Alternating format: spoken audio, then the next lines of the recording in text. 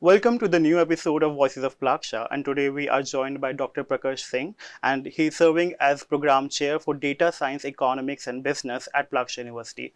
First of all, Professor Singh, welcome here to the Voices of Plaksha, the signature series, which is hosted by Center for Thinking, Language and Communication. Welcome to here. Thank you. Thank you for having me.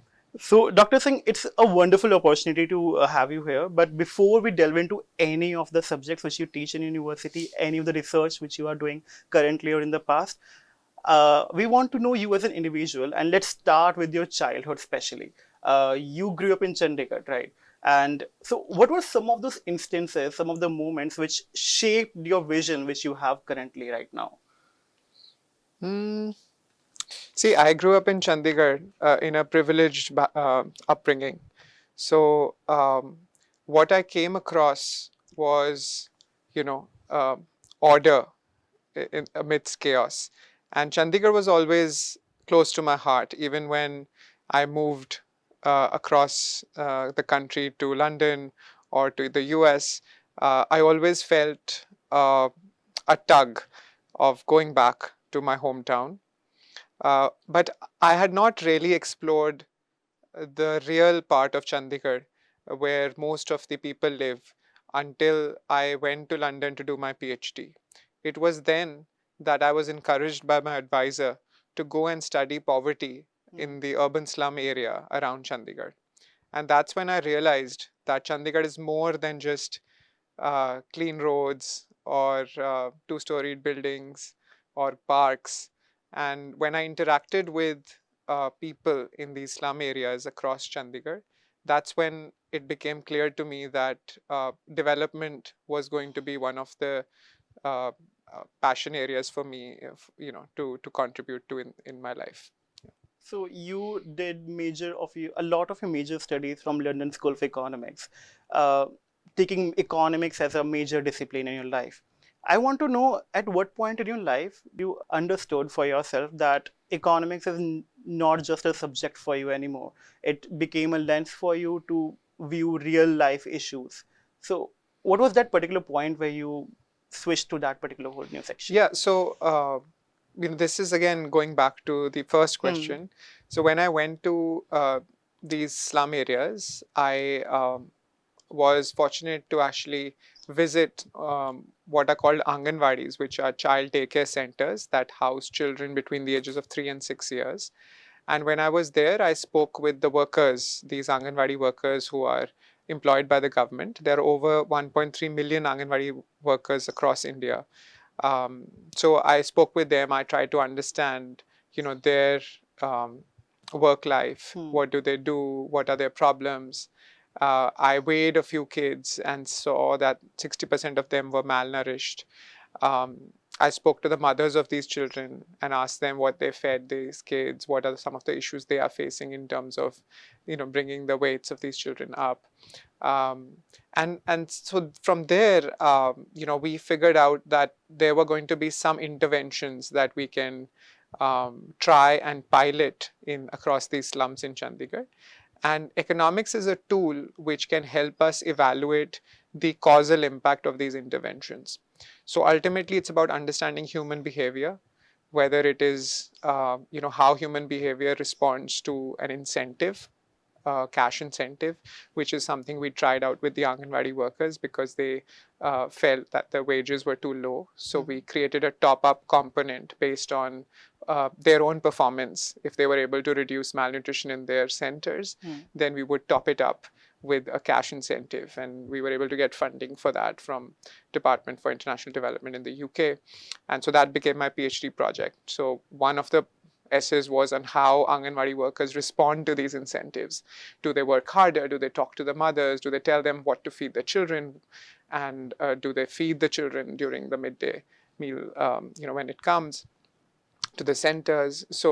So economics became a tool to understand how people respond to incentives and also how people respond to information. So for mothers, we gave them recipe books we created recipe books in collaboration with Food and Nutrition Board, and we tried to see if there was changes in the behavior of what they were making at home in response to the information. And what we found was that it's the combination of these two that actually led to a decline in malnutrition. So when mothers got recipe books and when workers got incentives, that's when the magic really occurred. That's when the incentives and the information worked in tandem to reduce malnutrition by about 4 percentage points.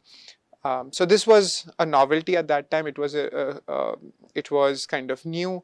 It was tackling an important problem because India's malnutrition rates were equivalent to many of these sub-Saharan African countries, despite many years of high economic growth. So that's where I realized that economics can be used as a force for improving the lives of the poor. A lot of your projects and research somehow lie between malnutrition, child nutrition, and education, conflict, domestic violence. In a way, these all topics are somehow related to sociological and a lot of the issues which are already out there, but somehow people don't even look in on these subjects. But when you brought that whole economic lens again back to this whole thing, what were some of the key highlights which you noticed, key results which you saw that if this particular intervention is brought in, they change with this particular percentage? Anything? I think the one big learning for us was that just incentives by themselves did not work.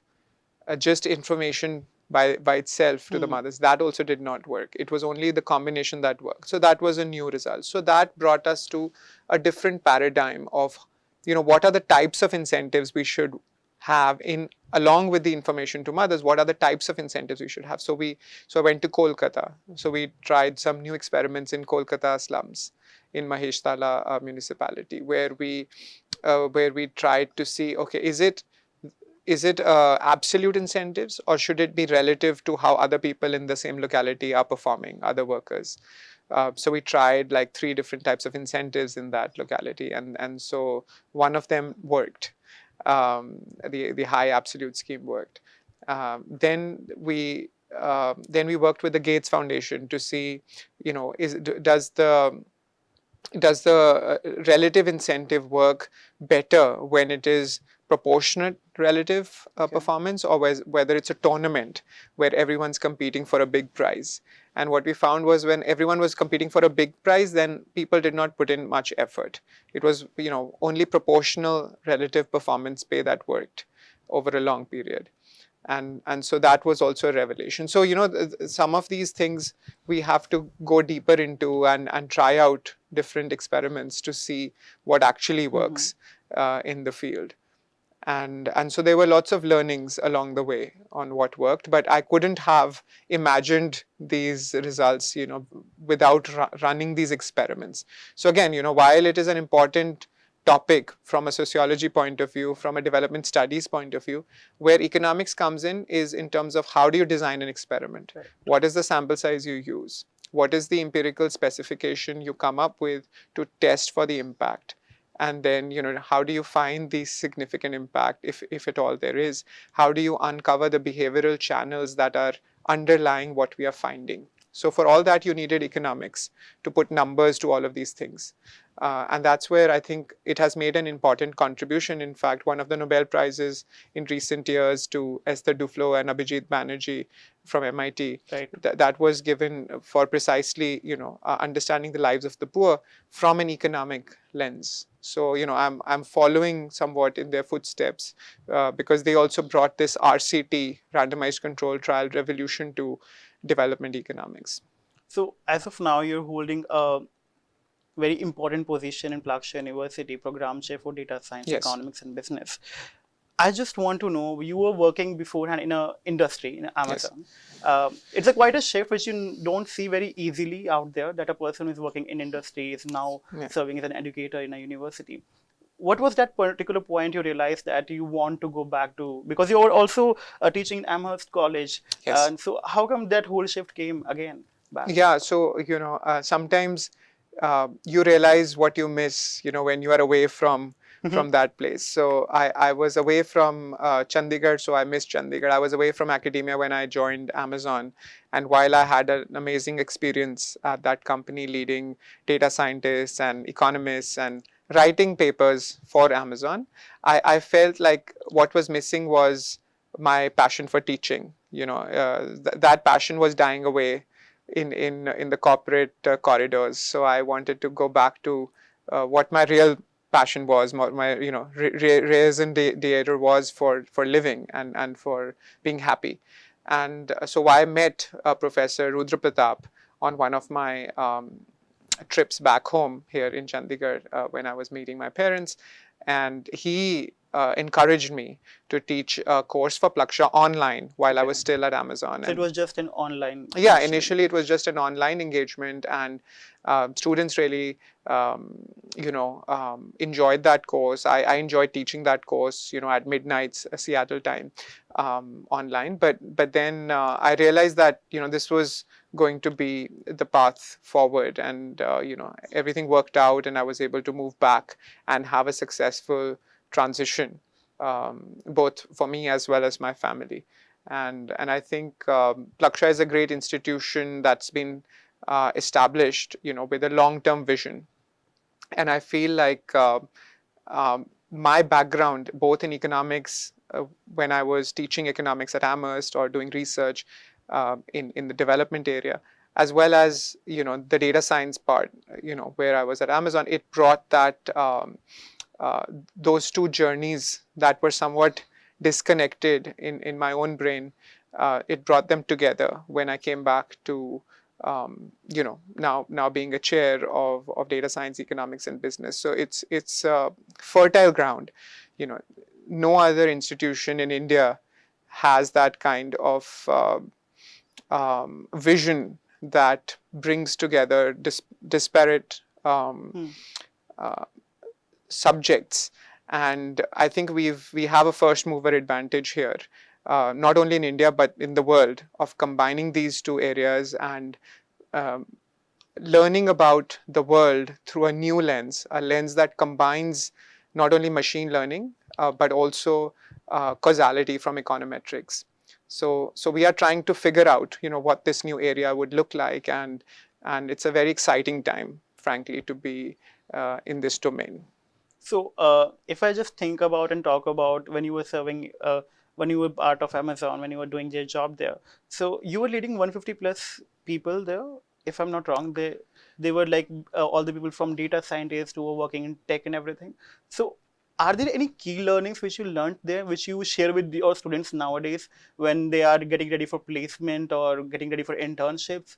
There are two parts to it. One is a technical side. So we have me and my faculty here.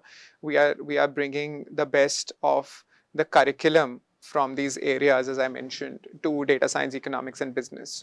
So bringing learnings about from the technical side, what should students be aware of in terms of answering a particular question, whether it's coding in a particular way, or it's analyzing the data in a particular way, visualizing the data, or writing a particular model. So those things are brought out from across the curriculum, the technical part. I think in addition, students are also getting exposed to how to communicate, and CTLC is actually doing a great job in that respect, where students are learning how to make their presentations, how to express research, and how to express what they are doing technically to someone who is on the other side, who may not be so aware. And I think that is also very important. What's also important is teamwork. How do you work with others, and how do you give credit where it's due?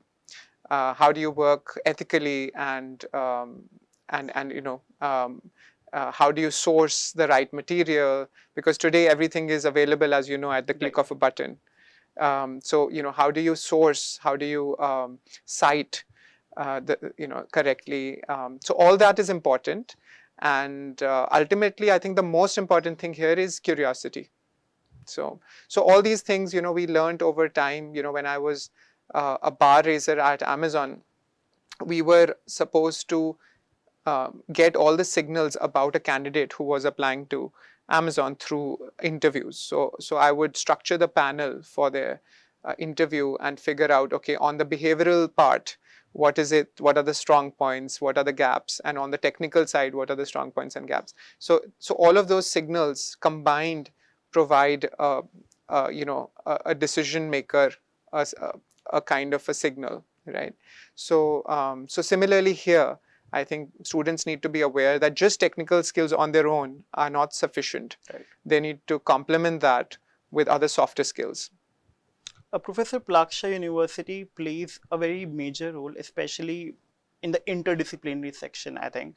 And this particular field of DSEB is something which is quite unique and which we can't easily see out there in other engineering institutions, especially. I want to know what was the initial vision when this particular major was established in university?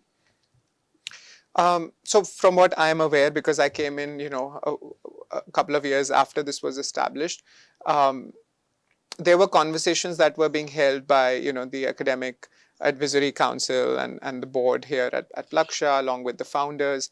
And it was felt that this combination of predictive power that comes from data science with the causal power of, where is the data coming from? Why is the data like this? What is the underlying mechanism that is creating this data? That is where econometrics comes in, because it's all about what's the causal impact of X on Y. So, providing the predictability plus the causality and apply that to the real world. And the real world is business and policy. Right. And so you have almost like a flywheel, right? So you have the tools, the toolkit for understanding those correlations and the causations and the predictions. You have the economic theory to understand why it's happening.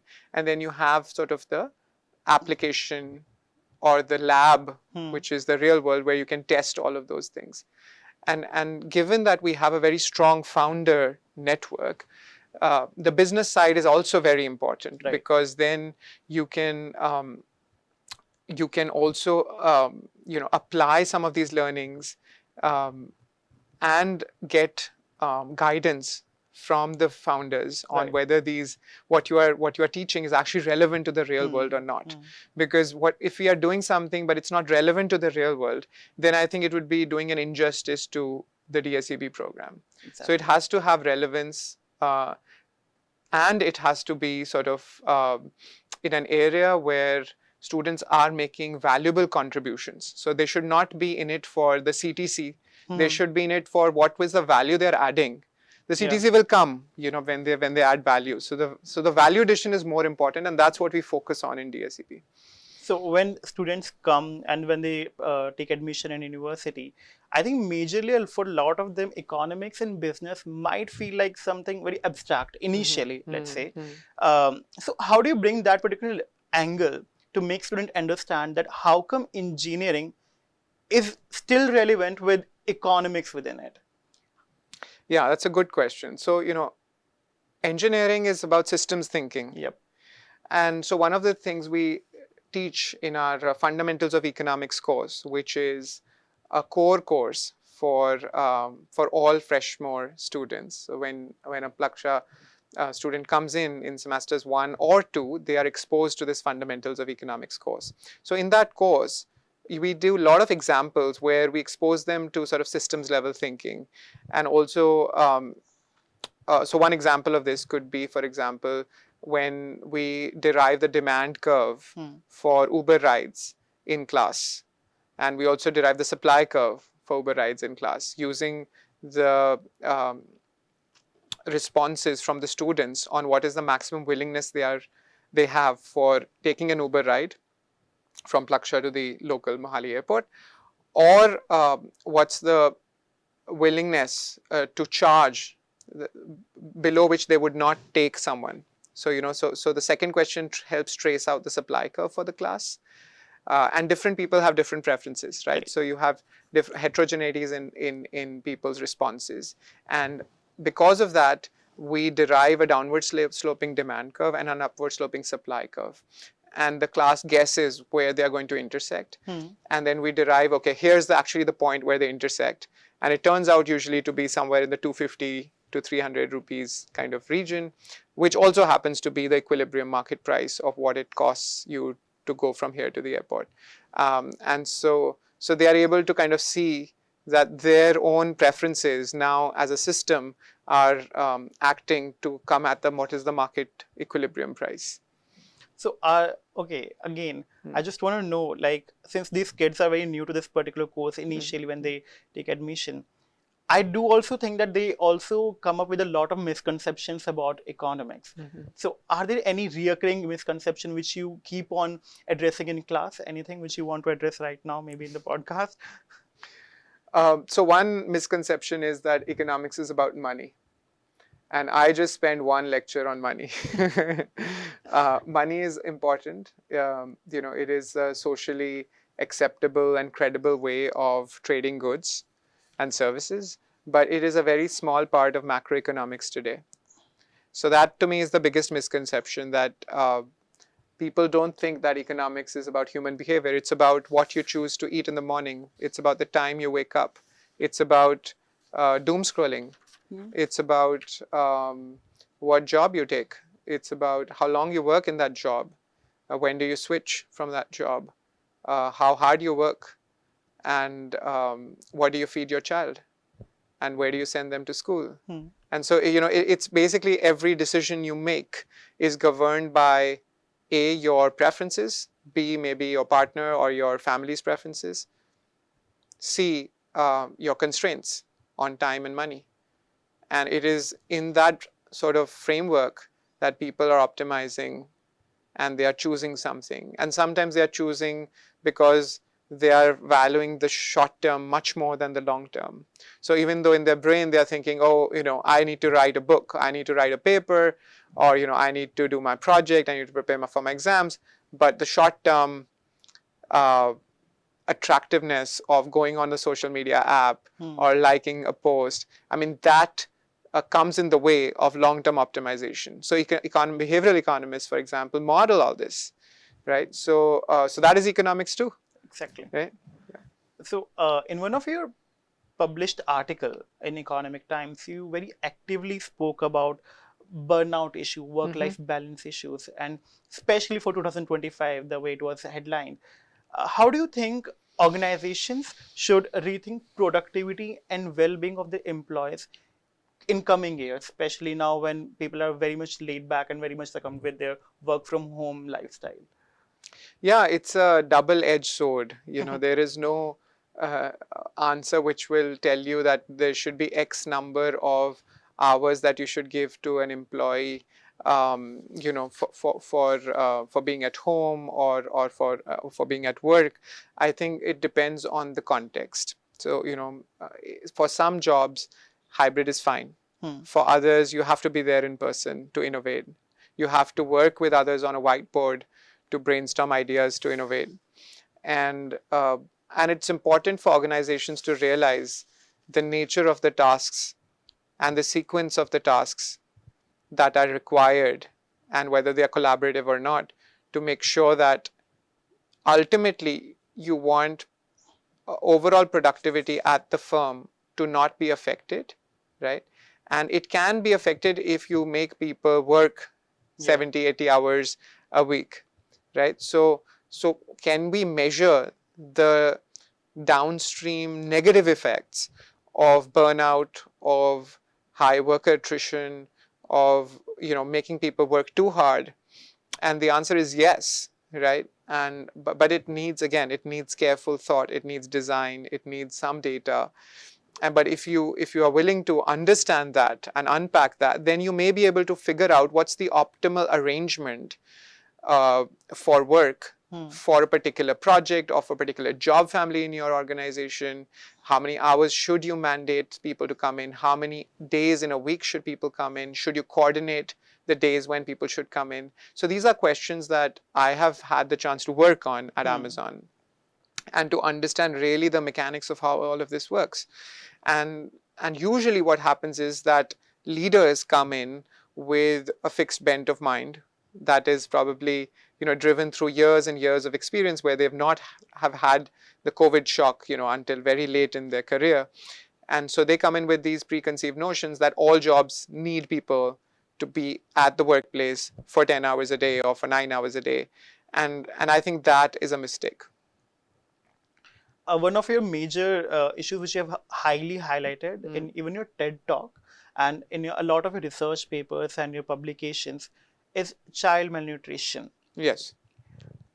Can you share certain insights why this issue is still very much relevant, which needs to be addressed right now at this particular age? Yeah. So in India, about a third of the children under the age of 5 are still stunted. Hmm.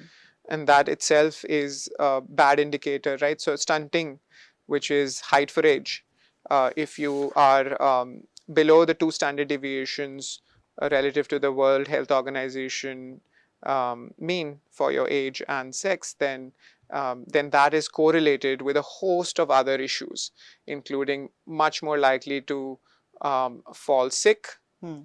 due to things like, you know, diarrhea, pneumonia, tuberculosis, and so on. And then once you get sick, then you're much more likely to remain sick. Right. And what's the cost of all that? The cost is, well, you don't go to school. The cost is, well, you have to spend on medicines. The cost is you don't get as much in grades. The cost is you grew up with a lower productivity. And also, there's a higher mortality risk associated with this. So you know, because of all of this, uh, India will not be able to achieve its human potential Hmm. unless, you know, malnutrition is wiped out, right? So severe malnutrition, moderate malnutrition, these things need to be a thing of the past. And so still, I mean, it is needed, you know, if, despite years and years of work, and despite many of the malnutrition indicators are trending in the right direction in India. So they are going down, like weight for height has decreased in India in terms of the malnutrition indicator.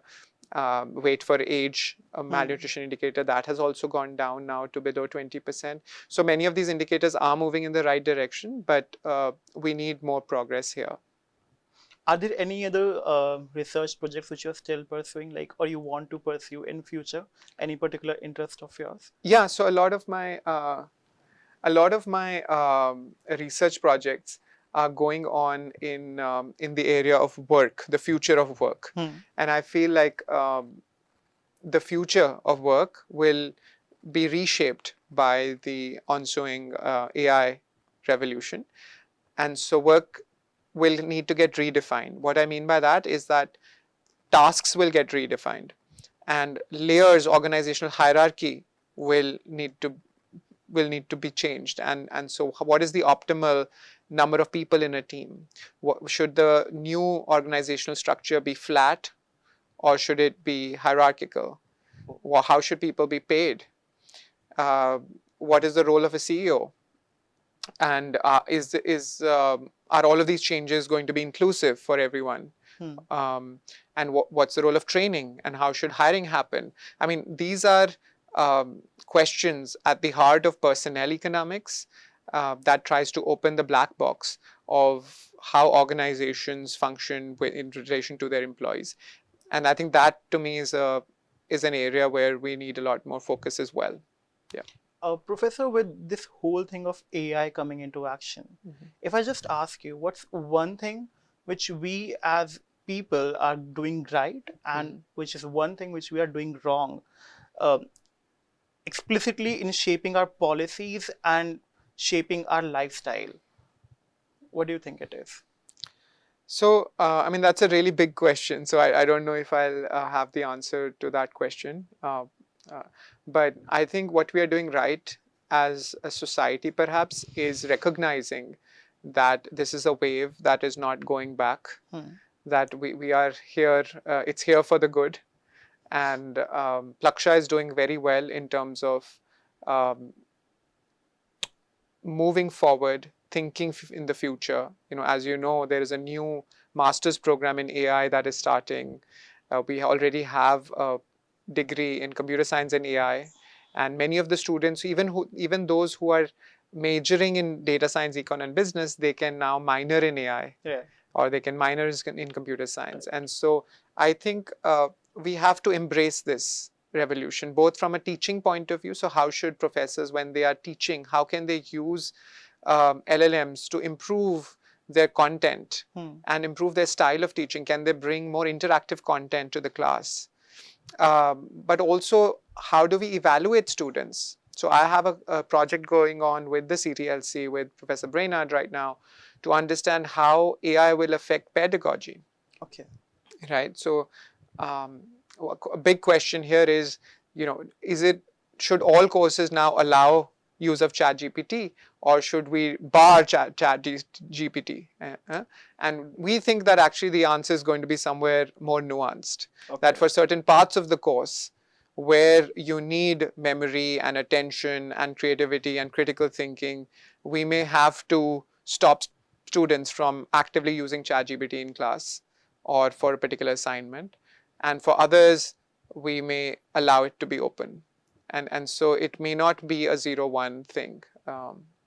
I do understand that you have a long way to go in your research and everything, but having worked in academia, policy making, industry especially, has that shift changed in your mind when you see success in your life right now?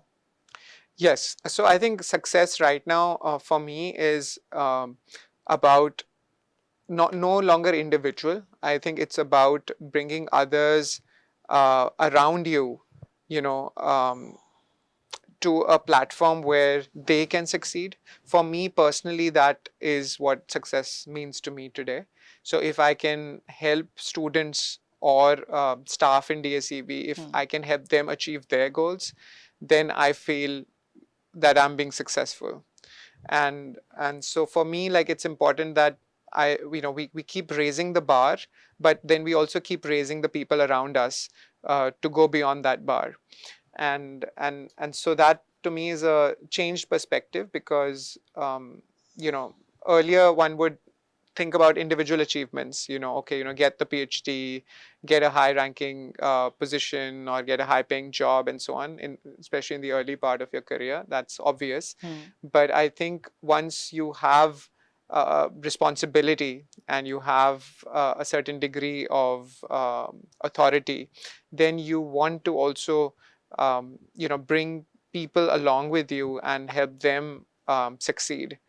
And for me, that's been very empowering, and it's also been very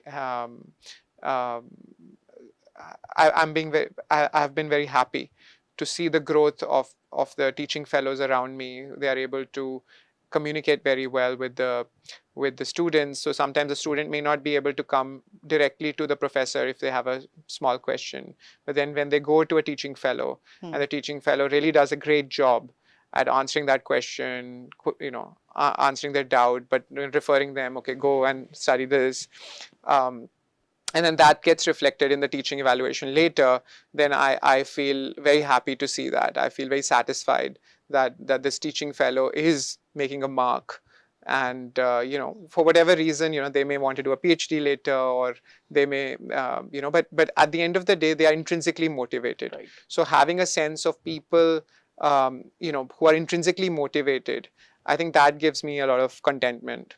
Yeah. Professor, for the students who are going to choose DSEB as a major in coming year, the students who are currently pursuing DSEB and the students who are going to pass out very soon in the very next semester, what's that one message which you would want to convey to them, which will actually help them in long run as per the economic discipline?